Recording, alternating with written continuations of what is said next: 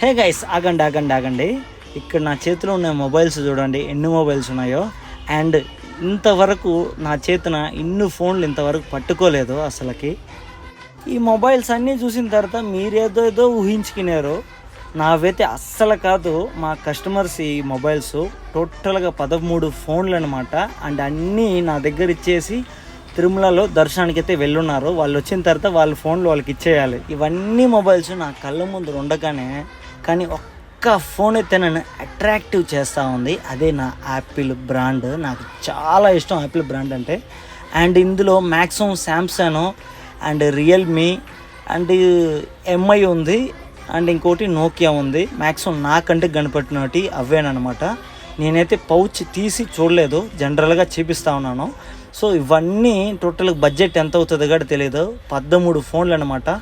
ఈ షార్ట్ అంతే. ఈ షార్ట్ మీకు నచ్చితే లైక్ చేయండి, వీలైతే సబ్స్క్రైబ్